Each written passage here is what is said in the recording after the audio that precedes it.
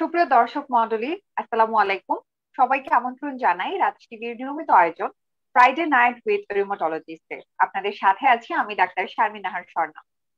Bangladesh rheumatology society দ্বারা আয়োজিত এই নিয়মিত আয়োজনে আমরা নানা রকম বাতের ব্যথার সমস্যার সমাধান দিয়ে থাকি। এছাড়াও নানা রকম স্বাস্থ্য বিষয়ক আহ সমস্যার সমাধান দেওয়ার চেষ্টা করি। দর্শক, আজ আমরা কথা বলতে চাই অস্টিওপোরোসিস নিয়ে। অস্টিওপোরোসিস শব্দটি অনেকের কাছে অচেনা হলেও আমাদের মাঝে খুব বড় সংখ্যক মানুষ, বিশেষ করে প্রবীণ বয়সের যারা আছেন, একটা বয়সের পর দেখা যাচ্ছে তাদের অধিকাংশই এই অস্টিওপোরোসিস আক্রান্ত হচ্ছেন। এই অস্টিওপোরোসিস নিয়ে আসলে আমাদের সচেতনতা হয়তো এখনো কম। আমরা এখনো অনেকটা কম জানি এই বিষয়টি নিয়ে। অস্টিওপোরোসিস থেকে কিভাবে দূরে থাকা যায় সেই উপায়গুলো দর্শক জেনে নিব আজকের এই আলোচনায়। আজকে আমরা কথা বলবো অস্টিওপোরোসিস রোগ এবং চিকিৎসা নিয়ে, এবং এই গুরুত্বপূর্ণ আয়োজনে, এই গুরুত্বপূর্ণ আলোচনায় আমার সাথে যিনি আছেন আমাদের আজকের গেস্ট এক্সপার্ট, আমি পরিচয় করিয়ে দিই দর্শক। Doctor Mohammad Jahangirul Alam sir. তিনি MBBS, Dhaka medical college, FCPS medicine, MD rheumatology, assistant professor medicine, sir Salimullah medical college and Mitford hospital. Sir, আসসালামু আলাইকুম। আমন্ত্রণ জানাই আমাদের আয়োজনে। স্যার, কেমন আছেন? ওয়ালাইকুম আসসালাম। হ্যাঁ, ভালো আছি। তুমি ভালো আছো তো না? স্যার, আমিও ভালো আছি। স্যার, শুরুতেই আমি আন্তরিক ধন্যবাদ জানাতে চাই টাচ টিভি পরিবারের পক্ষ থেকে এবং আমার দর্শকদের পক্ষ থেকে। স্যার, আপনার ব্যস্ততম সময় থেকে আমাদেরকে সময় দিচ্ছেন। আমরা অস্টিওপোরোসিস নিয়ে স্যার কথা বলবো, অনেক কিছু জেনে নেওয়ার চেষ্টা করব। এই আয়োজনে স্যার আমাদের সাথে যুক্ত হয়েছেন, সে কারণে স্যার আবারও কৃতজ্ঞতা এবং ধন্যবাদ। আপনাদেরকেও ধন্যবাদ, দর্শকদেরকেও ধন্যবাদ যারা আছেন। আশা করি ওনাদের প্রশ্ন থাকলে ওগুলোর জবাব দেওয়ার চেষ্টা করবো যথাযথ। স্যার, ধন্যবাদ। দর্শক, আমরা আজ কথা বলবো অস্টিওপোরোসিস রোগ এবং চিকিৎসা নিয়ে। এই সংক্রান্ত যদি কোনো প্রশ্ন থাকে, স্যার কিন্তু বলে দিয়েছেন আপনারা চাইলে নাম, বয়স এবং প্রশ্ন একটু বিস্তারিত লিখে, কিংবা সমস্যা যদি থাকে সেই সমস্যার কথা একটু বিস্তারিত জানিয়ে আমাদের লিখতে পারেন কমেন্ট সেকশনে। আমরা লাইভ চলাকালীন সময়ে প্রাসঙ্গিক প্রশ্নগুলোর উত্তর দেওয়ার চেষ্টা করব। এবং সেই সাথে আমি একটু বলে রাখি, আমাদের এই ফ্রাইডে নাইট উইথ রিউমাটোলজিস্ট আয়োজিত হয়েছে বাংলাদেশ রিউমাটোলজি সোসাইটি দ্বারা, আমাদের scientific partner delta Pharma limited এবং পাওয়ার্ড বাই ইউপাসিক। দর্শক, আমরা আমাদের মূল আলোচনায় চলে যাব ডাক্তার মোহাম্মদ জাহাঙ্গীরুল আলম স্যারের কাছে। স্যারের কাছে আমি প্রথমেই যে বিষয়টি সম্পর্কে জানতে চাই, স্যার, গতকাল 20 অক্টোবর 2022 বিশ্বজুড়ে পালিত হলো ওয়ার্ল্ড অস্টিওপোরোসিস ডে। স্যার, এই যে বিশ্বজুড়ে এত ঘটা করে আমরা অস্টিওপোরোসিস ডে পালন করছি, স্যার এই দিবসটি পালনের মাহাত্ম্য কি? স্যার, এর পেছনের উদ্দেশ্যটা কি এবং অস্টিওপোরোসিস জিনিসটা আসলে কি? ধন্যবাদ ডাক্তার শারমিন নাহার স্বর্ণা। হ্যাঁ, গতকাল 20শে অক্টোবর ওয়ার্ল্ড অস্টিওপোরোসিস ডে ছিল এবং সারা বিশ্বের মতো বাংলাদেশে অস্টিওপোরোসিস ডে পালন হয়েছে। আমাদেরও রিউমাটোলজি সোসাইটির পক্ষ থেকে আমরা গতকাল বঙ্গবন্ধু শেখ মুজিব মেডিকেল ইউনিভার্সিটিতে আমরা এই দিবস পালন করেছি। এছাড়াও বিভিন্ন প্রতিষ্ঠানে, আমাদের পাশে বারডেম, তারপরে আমাদের বিএসএমইউ বিভিন্ন রিউমাটোলজি ছাড়াও অন্য অনেক ডিপার্টমেন্ট এই দিবসটা পালন করেছে। আসলে এর গুরুত্ব অনেক বেশি থাকার কারণেই এই দিবসটা আসলে অনেক ডিপার্টমেন্ট, অনেক প্রতিষ্ঠানে আসলে আমরা পালন করেছি। মূল উদ্দেশ্যটা ছিল ডাক্তারদের মধ্যে, সর্বোপরি জনসাধারণের মধ্যে এই অস্টিওপোরোসিস নিয়ে আমাদের সচেতনতা বাড়ানো। এবার ওয়ার্ল্ড অস্টিওপোরোসিস ডে এর প্রতিপাদ্য বিষয় ছিল স্টেপ আপ ফর বোন হেলথ। এবার এবার এটা ছিল যে আমাদের বোন হেলথের দিকে এগিয়ে যাওয়ার দিকের ব্যাপারটা। আসলে বোন হেলথের ব্যাপারে আমাদের আগে এতটা আলোচনা ছিল না। যেহেতু আমরা জানি অলরেডি যে আমাদের আসলে গড়ায়ু অনেক বেড়ে যাচ্ছে। বাংলাদেশে এখন ছেলেদের গড়ায়ু প্রায় 71 বছরের বেশি, মেয়েদের গড়ায়ু প্রায় 74 বছরের বেশি। এবং আমরা জানি যে অস্টিওপোরোসিস রোগটা মূলত একটু বয়স্কদের রোগ সাধারণভাবে। আহ, মহিলাদের ক্ষেত্রে এটা পোস্ট মেনোপজাল, মানে আমাদের মাসিক বন্ধ হয়ে যাওয়ার পরের যে সময়টা সেটা। আর ছেলেদের ক্ষেত্রে সাধারণত 50 বছরের পরে। এবং একটা ডাটা আছে যেটা ওয়ার্ল্ড ওয়াইড ডাটা, সেটাতে আছে যে 50 বছরের পরে প্রতি 5 জনে একজনের অস্টিওপোরোসিস ফ্র্যাকচার হয়। এবং মেয়েদের পোস্ট মেনোপজাল, যার মানে মাসিক বন্ধ হয়ে গেছে যাদের, তাদের প্রতি 3 জনে একজনের ফ্র্যাকচার হয়। এবং এটার ফিনান্সিয়াল বার্ডেন এবং তাদের এমনি অন্যান্য বার্ডেনে কিন্তু অনেক, পেশেন্ট যে বার্ডেনটা, একটা পেশেন্টের যদি ফ্র্যাকচার হয়ে যায়, সে ফ্র্যাকচারের কিন্তু অনেক সমস্যা ফিনান্সিয়ালটা বাদ দিলেও দেখা যায় যে যদি আমরা একটা ফ্র্যাকচার কনসিডার করি, যেটা একটু বেশি, যেটা সিরিয়াস, যে ফ্র্যাকচার নেক অফ দ্য ফিমারে প্রায় ইমিডিয়েট মর্টালিটি আছে 12%, এবং ওভারঅল মর্টালিটি হচ্ছে 20%। আমরা যদি একই সমবয়সী অন্যান্যদের সাথে কম্পেয়ার করি, তাহলে এটা অস্টিওপোরোসিস যে শুধু হাত পা ভেঙে যাচ্ছে সেটা না, কিন্তু তার জীবনহানিরও আশঙ্কা আছে। তো সে কারণে যেহেতু আগে আমাদের গড়ায়ু কম ছিল, আমাদের এই বয়সী জনসংখ্যাই কম ছিল, সে কারণে আগে অতটা আমাদের দেশে অতটা আমরা ঘটা করে ওভাবে হয়তো পালন হতো না। কিন্তু এখন আমাদের প্রবলেমটা যেহেতু চলে আসছে সামনে, সে কারণে কিন্তু আমরা সব ডিপার্টমেন্ট থেকে, গাইনি ডিপার্টমেন্ট আমরা, তারপর রিমাটোলজি, সরি এন্ডোক্রাইন ডিপার্টমেন্ট, তারা কিন্তু আমরা সবাই কিন্তু এই জিনিসটা সবাইকে সচেতন করার চেষ্টা করছি। এবং এই কারণেই আসলে এবং একটা একটা তথ্য যেটা আমরা হিসাব করে দেখেছি আর কি, যেহেতু প্রতি 5 জনে একজন, 3 জনে একজন, সেই স্ট্যাটিস্টিক্সটা যদি আমরা আমাদের দেশের ক্ষেত্রে অ্যাপ্লাই করি, দেখা যায় যে আমাদের প্রায় 28 লক্ষ পুরুষ এবং প্রায় 40 লক্ষের উপরে, প্রায় 42 লক্ষের মতো মহিলা অলরেডি অস্টিওপোরোসিসে আমাদের ভুগছেন, যারা হয়তো জানেন না যে তারা অস্টিওপোরোসিসে ভুগছেন। যে কোনো সময় একটা দুর্ঘটনা ঘটে গেলে হয়তো তখন দেখা যাবে যে তাদের আসলে অস্টিওপোরোসিস ছিল, যেটা ট্রিটমেন্ট নিলে, যেটা সম্পর্কে সতর্ক থাকলে হয়তো এই ফ্র্যাকচারটা, এই হাড় ভাঙাটা, এটা আমাদের প্রতিরোধ করা যেত। এ কারণে আসলে আমরা এই মাহাত্ম্যটা এটাই যে আমরা এভাবে ঘটা করে পালন করছি সবাই। অসংখ্য ধন্যবাদ স্যার।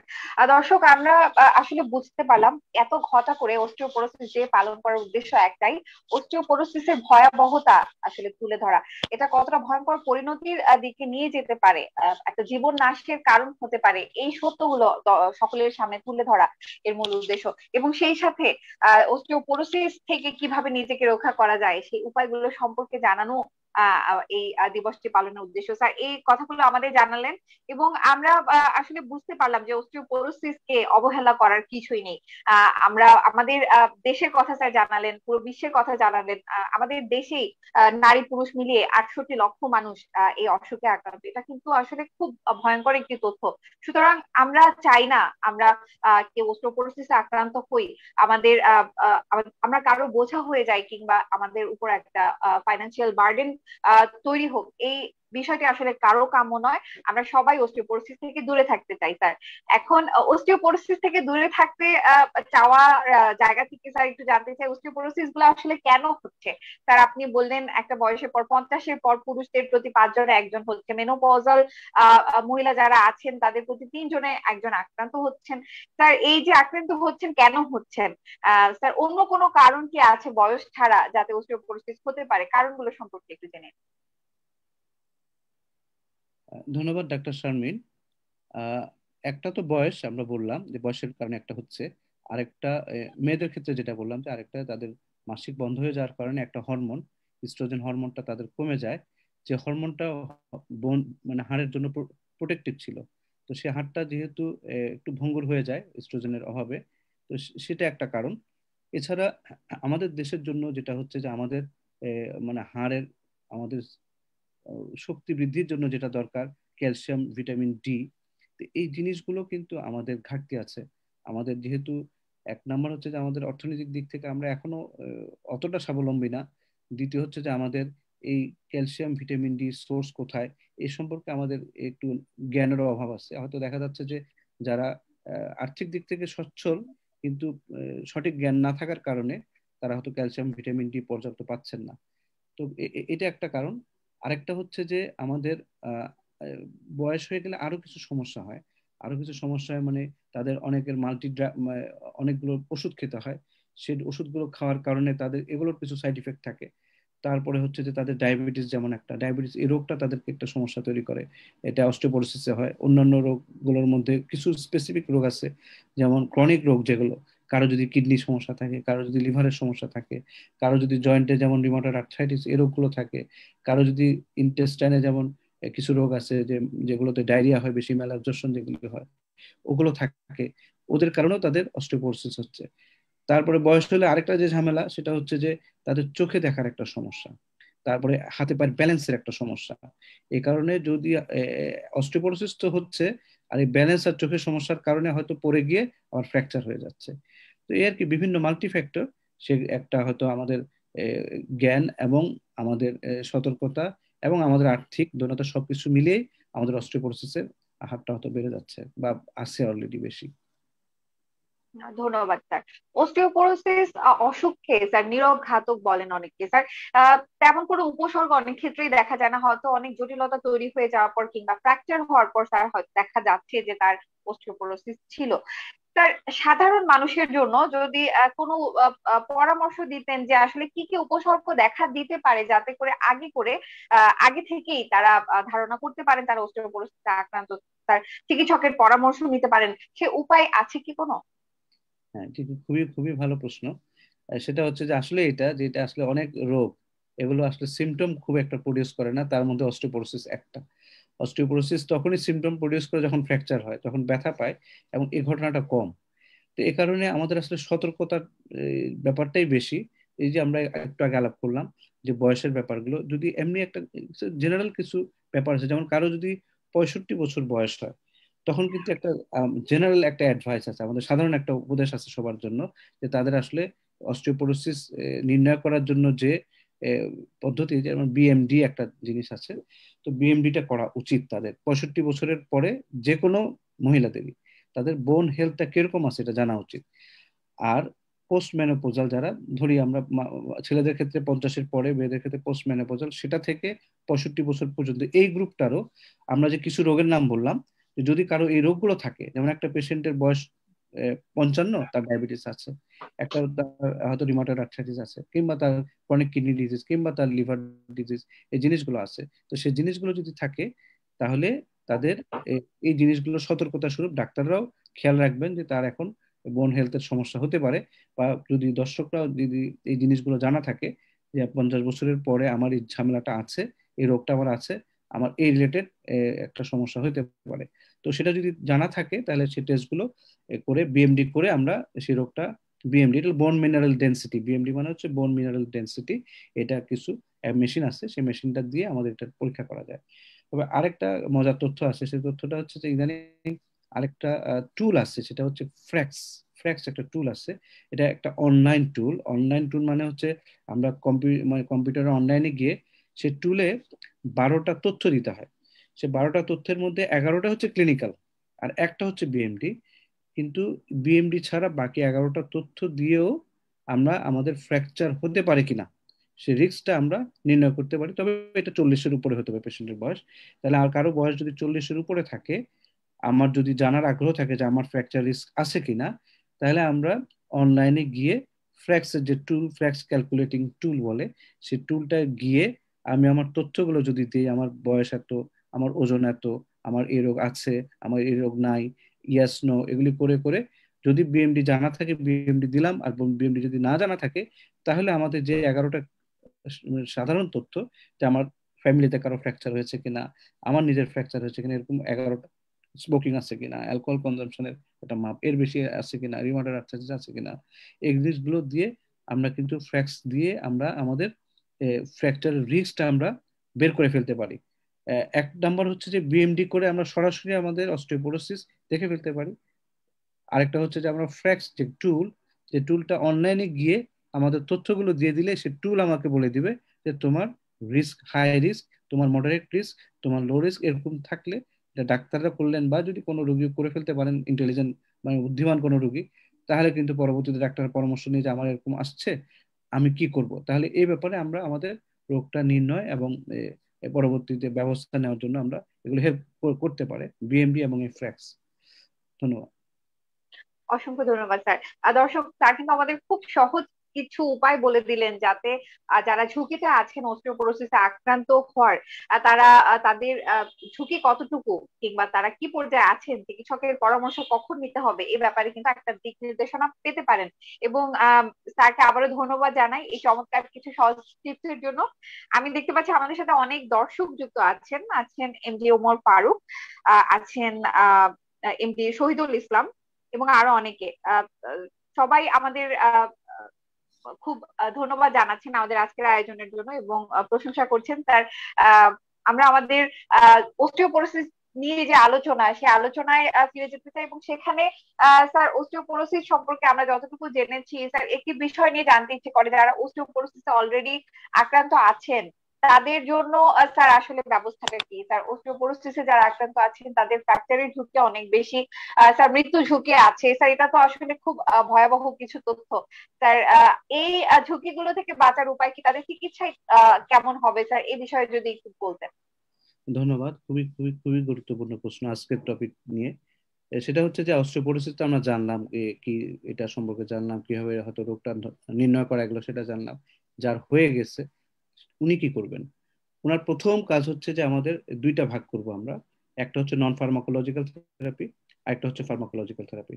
নন ফার্মাকোলজিক্যাল থেরাপি হচ্ছে যেটা ওষুধ ছাড়া যে থেরাপি গুলো, যার মধ্যে প্রথম হচ্ছে লাইফস্টাইল, যে মেজারমেন্ট যেগুলো আমরা নিব, লাইফস্টাইল আমাদের জীবনের আচরণগুলো পরিবর্তন করা। তো সেই জীবন আচরণের মধ্যে একটা হচ্ছে তার খাবার দাবার। আমরা বললাম যে আমাদের খাবার দাবারের মধ্যে ক্যালসিয়াম এবং ভিটামিন ডি এই জিনিসগুলো আমাদের ঢুকাতে হবে। তো ক্যালসিয়ামের জন্য আমাদের রিচ সোর্স হচ্ছে আমাদের একটা হচ্ছে দুধ এবং দুধ জাতীয় খাবার, দুগ্ধজাত যে খাবারগুলো আর কি, যেমন দই হতে পারে, পনির হতে পারে, সে জিনিসগুলো, ওটা কিন্তু আমাদের ক্যালসিয়ামের একটা সোর্স। ফ্রেশ ভেজিটেবলস যেটা, সেটাও কিন্তু আমাদের ক্যালসিয়ামের একটা সোর্স। এগুলো হচ্ছে ক্যালসিয়ামের সোর্স। তারপরে হচ্ছে আবার ডিমের সাদা অংশ যেটা, সেটাও আমাদের একটা সোর্স। আর vitamin D source, interestingly 70% vitamin D কিন্তু আমরা পাই সানলাইট থেকে, সূর্যের আলো থেকে। এটা অবশ্য শীতের মানে আরামের রোদটা না, এটা 10টা থেকে 4টা যে রোদ, এই রোদটা অবশ্য আমাদের ভিটামিন ডি এর জন্য ভালো। আর সেটারও 70% ওখান থেকে আসলো। আর 30% যেটা, সেটা আসবে হচ্ছে আমাদের বিভিন্ন খাবার থেকে। সেটার মধ্যে অবশ্য রেড মিট, তারপরে এগ ইয়াক, মানে ডিমের কুসুম, তারপরে মাংস, আহ, কলিজা, এই জিনিসগুলো, এই জিনিসগুলো থেকে আমাদের 30%, 30%, আর 70%ই আমরা নিয়ে ফেলতে পারবো শুধুমাত্র সানলাইট থেকে। তাহলে এক হচ্ছে খাবার দাবার বা বিভিন্ন ভাবে আমাদের ক্যালসিয়াম এবং ভিটামিন ডি, এই জিনিসটা আমাদের শরীরে পর্যাপ্ত থাকতে হবে। এটা কখন? এটা আসলে বলতে গেলে, একটা হচ্ছে যাদের অস্টিওপোরোসিস হয়ে গেছে তাদের জন্য তো অবশ্যই ইম্পর্টেন্ট। এটা আসলে ছোটবেলা থেকে আমাদের একটা রিজার্ভ রাখতে হবে শরীরে, যাতে রিজার্ভ যদি থাকে তাহলে পরবর্তীতে বিপদ হবে না। সুতরাং আমাদের শুধু ট্রিটমেন্ট করাটা না, আমাদের প্রিভেনশন করাটা আমাদের মাথায় রাখতে হবে। যে যাদের বয়স কম তারা কি ওয়েট করবে? না, ওয়েট করবে না। এখন থেকে ক্যালসিয়াম এবং ভিটামিন ডি শরীরে যাতে পর্যাপ্ত থাকে আমাদের, এই জিনিসগুলো, স্পেশালি ফিমেল যারা, কারণ তাদের আবার প্রেগনেন্সির কোশ্চেন আছে, তাদের কনজাম্পশন বেশি হয়। তো সেই জিনিসগুলো কিন্তু মাথায় রাখতে হবে। এটা একটা। আরেকটা হচ্ছে যে আমাদের হাঁটা চলার অভ্যাস করা, এক্সারসাইজ। সেই এক্সারসাইজ গুলো আমাদের করতে হবে। এক্সারসাইজ গুলোর মধ্যে বলে যে কমপক্ষে আহ, মানে সপ্তাহে 5 দিন, দৈনিক 30 মিনিট, তার মানে 250 মিনিট, সরি 150 মিনিট সপ্তাহে, এটা হলো কমপক্ষে। এর চেয়ে যদি কেউ বেশি করে তাহলে ভালো। আর না হলে মিনিমাম যদি আমরা কাজগুলো করি, সেই এক্সারসাইজ গুলোর মধ্যে আমাদের একটু হাঁটা হতে পারে, জোরে হাঁটা হতে পারে, সাইক্লিং হতে পারে, দৌড়ানো হলে আরো ভালো। কেউ যদি জিম টিম করে সেটাও পজিটিভ হবে। তাদের এই জিনিসগুলো তাদের হাড়ের শক্তি বৃদ্ধিতে কাজে লাগবে। এটা অস্টিওপোরোসিস হয়ে গেলেও, এই জিনিসগুলো আগেও কাজে লাগবে। অস্টিওপোরোসিস হয়ে গেলেও এই যে আমরা লাইফস্টাইল মেজারমেন্ট গুলো নিব, সে জিনিসগুলো আমাদের কাজে লাগবে। তারপরে হচ্ছে যে আমাদের যেটা বললেন যে অস্টিওপোরোসিস হয়ে গেছে, আমাদের কিন্তু একটা কাজ থাকবে যে আমাদের অস্টিওপোরোসিসের ফ্র্যাকচারটা প্রিভেন্ট করা, যাতে ফ্র্যাকচার না হয়ে যায়। ফ্র্যাকচার না হয়ে যাওয়ার জন্য যেটা করতে হবে সেটা হচ্ছে, যদি বয়স্ক মানুষ তাদের চোখে দেখার সমস্যা থাকে তাহলে চশমাগুলো অ্যাডজাস্ট করা।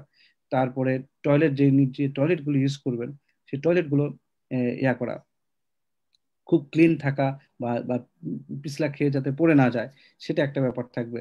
তারপরে হচ্ছে যে অনেক পলিফার্মেসি, যেটা আমরা বললাম একটু আগে। আজকে আমার আন্ডারে কিন্তু এখন একটা পেশেন্ট ভর্তি আছে। ঠিক মানে প্রথমে হয়েছে অর্থোপেডিক্স এর আন্ডারে, পরে যেহেতু আমি আগে দেখেছি পেশেন্টটা, সেহেতু তার মেডিকেল ম্যানেজমেন্টের জন্য আমি এই পেশেন্টের ম্যানেজমেন্টের সাথে যুক্ত। ঠিক ট্রোকন্টারি ফ্র্যাকচার নিয়ে এই মুহূর্তে আছেন ভর্তি, একটা বয়স্ক মহিলা। ওনার একই ওনার হঠাৎ করে মাথা ঘুরে উনি পড়ে গেছেন, পড়ে গিয়ে ট্রোকন্টারি ফ্র্যাকচার অফ দ্য ফিমার। এবং খুব হয়তো অনেকের কাছে আশ্চর্য লাগবে যে পেশেন্টের হিমোগ্লোবিন 2-3 দিনের মধ্যে কমে, কারণ এটা খুব, ফিমার ফ্র্যাকচারে কিন্তু হিউজ ব্লিডিং হয়।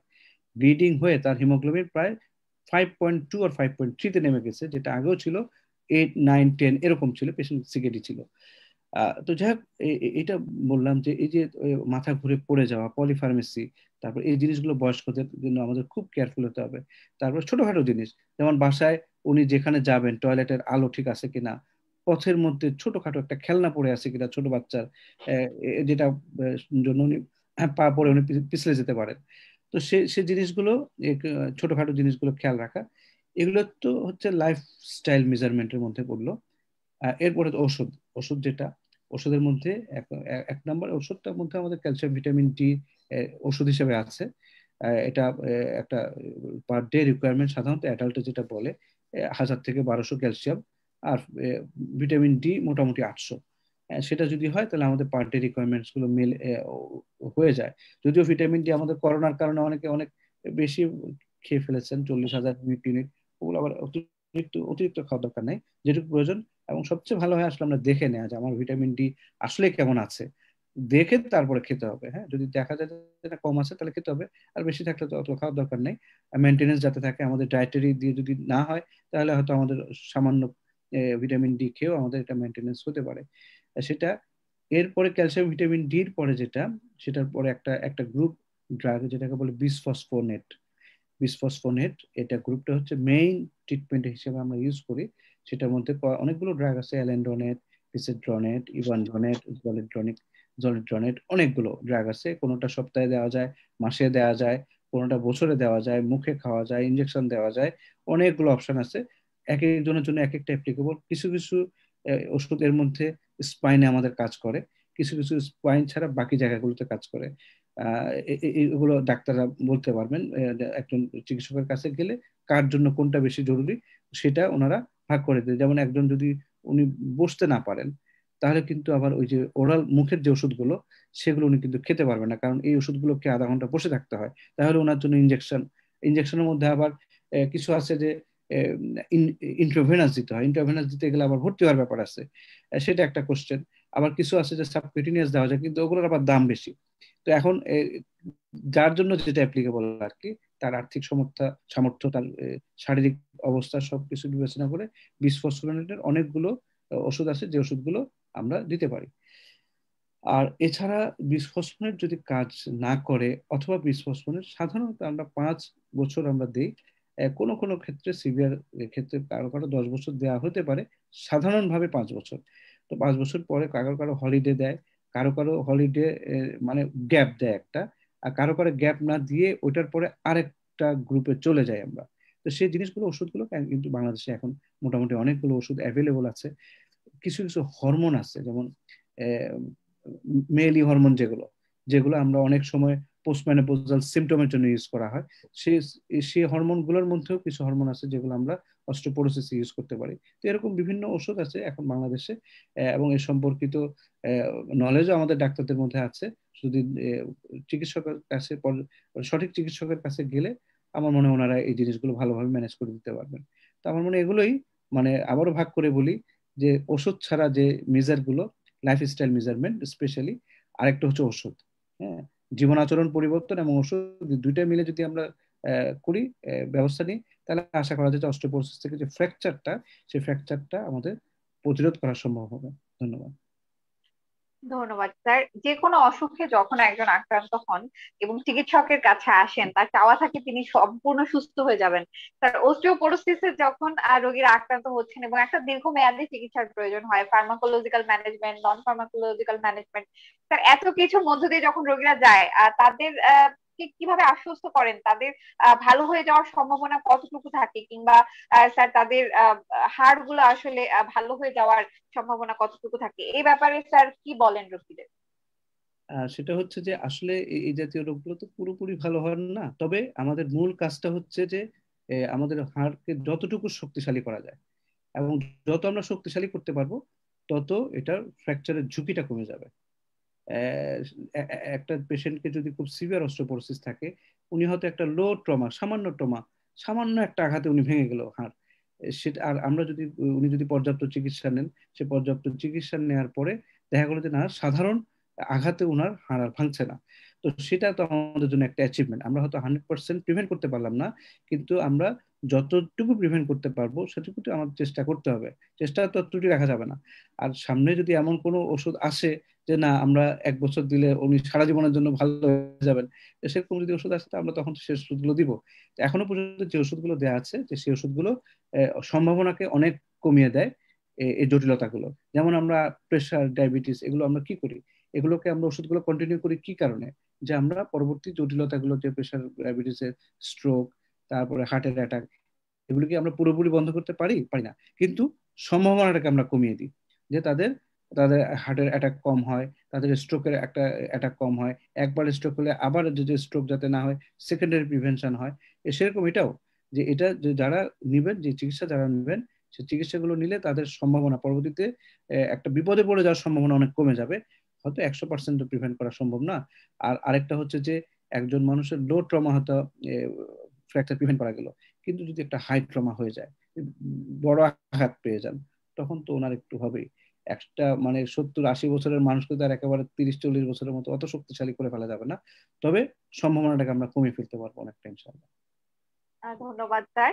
দর্শক, সুতরাং আমরা বুঝতে পারলাম আসলে অস্টিওপোরোসিসে যারা আক্রান্ত আছেন তাদের যে নিয়ম কানুন গুলো মেনে চলতে হয়, তাদের কিন্তু সেই নিয়মগুলো মেনে চলা অবশ্য কর্তব্য, এবং সেই সাথে চিকিৎসা চালিয়ে যাওয়া, ঔষধ সেবন চিকিৎসকের পরামর্শ অনুযায়ী তাদের কর্তব্য। কেননা অস্টিওপোরোসিসে আসলে পুরোপুরি হয়তো ভালো হয় না, কিন্তু স্যার যেটি বলেন যে জটিলতা এড়ানোটা অনেকাংশেই আসলে সম্ভব হয়। এবং আমরা জানি যে একটা বয়স্ক মানুষ যদি কোনো ফ্র্যাকচারে আক্রান্ত হন, কোনো ফ্র্যাকচার হয়, সেক্ষেত্রে আসলে তিনি অনেক ভাবেই ডিপেন্ডেন্ট হয়ে পড়েন এবং খুব মিজারেবল একটা লাইফ লিড করতে হয়। এটা আমরা চাই না কারোর সাথেই হোক। স্যার, আমরা চাই ছোটবেলা থেকে আমাদের হাড়ের গঠন ভালো হবে, আমাদের শারীরিক কাঠামো সুস্থ থাকবে। স্যার, এই চাওয়া থেকে আমি যদি বলি স্যার, ছোটবেলা থেকে আমরা আমাদের কিভাবে হাড়কে মজবুত রাখতে পারবো যাতে ভবিষ্যতে অস্টিওপোরোসিস আক্রান্ত আমরা কম হই, কিংবা স্যার না হই, সেই উপায়গুলো কি কি স্যার, যদি একটু জানাতেন আমাদের। তুমি তো আমার মন খারাপ করে দিলে এমন একটা প্রশ্ন করলে। সেটা হচ্ছে যে আহ, আমি ছোটবেলায় কলোনিতে ছিলাম। তো আমরা ছোটবেলায় খুব খেলাধুলা করতাম, কিন্তু এখন আমরা ফ্ল্যাটে থাকি, আমার বাচ্চারা ওভাবে খেলাধুলার সুযোগ পায় না আসলে। স্কুলগুলো, আমাদের যে স্কুলগুলো ছিল, সেই স্কুলগুলো ছিল অনেক বড় বড় মাঠ, সে মাঠে আমরা খেলতে পারতাম। তা আমাদের ছেলেমেয়েদের যে স্কুলগুলো, সেই স্কুলগুলোতে আসলে মাঠ নাই।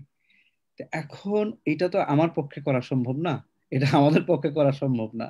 এটা আসলে পলিসি মেকারদের করতে হবে, যারা আমাদেরকে পরিচালনা করেন, দেশ পরিচালনা করেন। সেই লেভেল থেকে আসলে আমরা তো, তারপরেও আমাদের যাদের সুযোগ আছে, স্পেশালি আমাদের শহরের জীবনে যারা অতটা ব্যস্ত না, যারা একটু বাইরে আছি, যাদের মাঠে যাওয়ার সুযোগ আছে, তারা এই সুযোগের সর্বোচ্চ ব্যবহার আমাদের করা উচিত। সেটা ছোটবেলা থেকে যদি আমরা খেলাধুলা করি, ছোটবেলা থেকে যদি আমাদের এক্সারসাইজ করার মেন্টালিটি আমাদের থাকে, তাহলে আমাদের হাড়ের গঠনগুলো ঠিক থাকবে। হাড়ের গঠনগুলো যদি ঠিক থাকে, শক্তিশালী থাকে, তাহলে আমাদের পরবর্তীতে আমাদের এই যে ছোট মানে সামান্য আঘাতে হাড় ভেঙে যাওয়া, খুব দ্রুত আমাদের হাড়ের ঘনত্ব কমে যাওয়া, এই জিনিসগুলো আমাদের হবে না।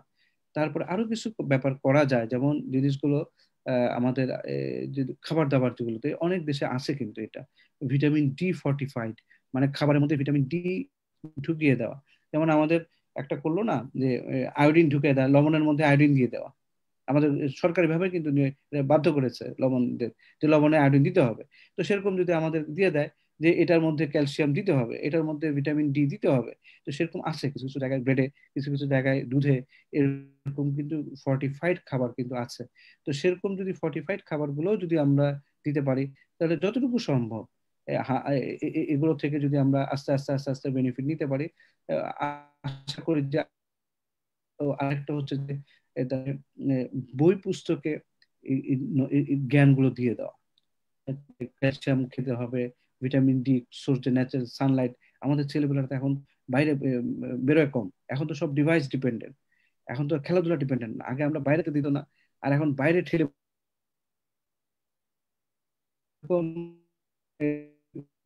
সোর্স আমাদের sunlight, so এই জিনিসগুলো মানুষকে জানানো। তারপরে হচ্ছে যে আমাদের আহ, যে মিডিয়াগুলো আছে, এটা আপনারা যেমন বিভিন্ন মিডিয়াগুলো যদি এই ব্যাপারগুলো দেখার চেষ্টা করে, যে আমাদের সুস্থ জীবন যাপনের জন্য আমাদের এই জিনিসগুলো করা দরকার। তো সেই জিনিসগুলো যদি আমরা করি, আস্তে আস্তে হয়তো দেখা যাবে যে আমাদের যে সমস্যাটা আমরা এখন, আমরা প্রতি 3 জনে একজন ফিমেল,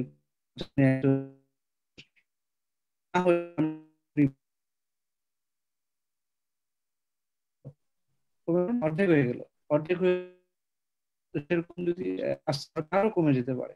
তো সেই ব্যবস্থাগুলো নিলে আশা করি একসময় হয়তো আমাদের এই মানে যে জটিলতাগুলো, অস্টিওপোরোসিস হওয়া, সবকিছু হয়তো কমে যাবে একসময় ইনশাআল্লাহ। অসংখ্য ধন্যবাদ ডাক্তার মোহাম্মদ জাহাঙ্গীরুল আলম স্যার। আজ চমৎকার ভাবে অস্টিওপোরোসিস সম্পর্কে আমাদের জানালেন, কিভাবে অস্টিওপোরোসিস থেকে আমরা দূরে থাকতে পারি এবং যারা অস্টিওপোরোসিসে আক্রান্ত আছেন তাদের করণীয় বিষয়গুলো কি কি, এই সমস্ত কিছু আসলে খুব চমৎকার ভাবে তুলে ধরেছেন দর্শকদের সামনে স্যার। আপনাকে আবারও কৃতজ্ঞতা জানাই।